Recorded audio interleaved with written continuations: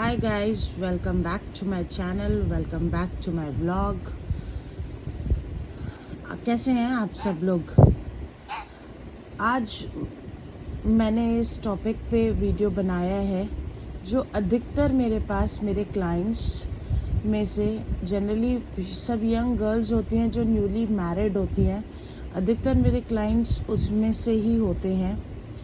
कुछ बड़ी एज के भी होते हैं बट छोटी एज के और न्यूली मैरिड मीडियम एज के ये सब क्लाइंट्स होते हैं। उन सब में मैंने एक बहुत कॉमन बात सुनी है सबके उनके हिसाब से या कहें कि उनकी सोच के हिसाब से कि हमारी बात घर में रखी नहीं जाती है, हमारी बात को कोई इम्पोर्टेंस नहीं दी जाती है, हमारी बात सुनी नहीं जाती है, हमारे हिसाब से किया नहीं जाता है।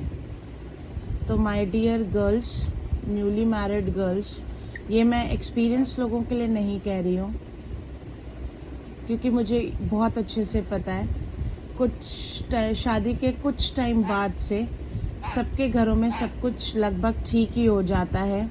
बस बात आ जाती है तो सब्र की आती है जो बहुत पेशेंसली रखना पड़ता है, बहुत पेशेंस रखना पड़ता है गृहस्थी संभालने के लिए। और मैं नहीं मानती जिसने सब्र रखा है उसकी जीत नहीं हुई हो, क्योंकि मैं जनरली यही बताती हूँ।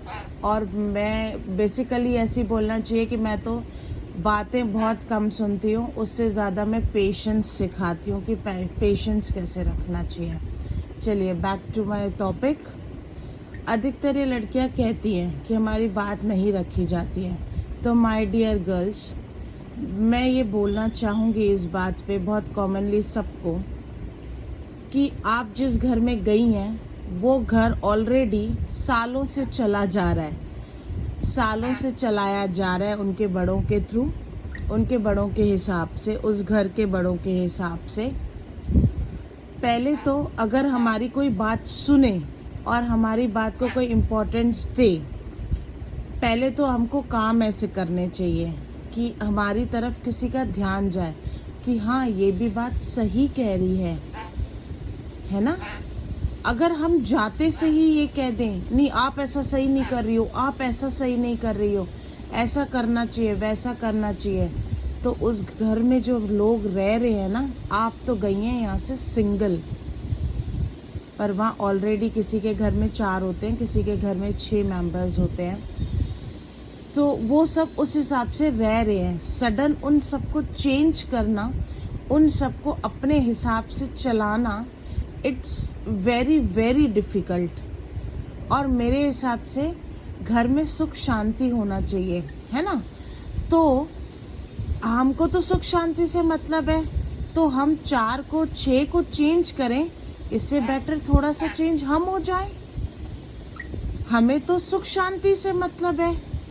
स्लोली स्लोली आप भी जब उस घर के मेंबर्स के साथ एडजस्ट हो जाएंगी, उन सब मेंबर्स के बीच में आप सबकी भी बात जब सुनी जाएगी तो कुछ बातें आपकी रखी जाएगी, कुछ उनकी रखी जाएगी और मिक्स मैच करके घर बहुत अच्छे से चलाया जा सकता है। पर कुछ लड़कियों के ईगो पे आ जाता है कि मैं इस घर की मेंबर नहीं हूँ क्या, मैं इस घर की मेंबर नहीं हूँ क्या, मैं मेरी बात क्यों नहीं सुनी जा रही है और मेरे हिसाब से क्यों नहीं चला जा रहा है। तो आप एक बार ये भी सोचें कि सडन आपके घर में कोई न्यू मेंबर जब ऐड होता है और वो आपसे, आप अगर मॉर्निंग में कोई 8 बजे उठती हो और वो सडन आपको कह दे मुझे पूजा पाठ करने की हैबिट है, आप 6 बजे उठ जाया करें, क्या आप उठ पाएंगी? नहीं उठ पाएंगी। आप कहेंगी मैडम हमें इतने साल से हम ये ऐसे ही रह रहे हैं, आप भी ऐसे ही रहें। तो वही सेम चीज़ आपके ऊपर भी एप्लीकेबल है।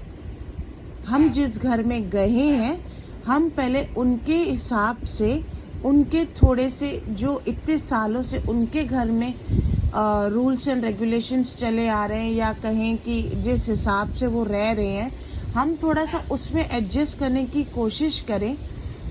सबको प्यार दें, सबको अपना बनाएं, उस सबकी उनके साथ ट्विनिंग बना के रखें।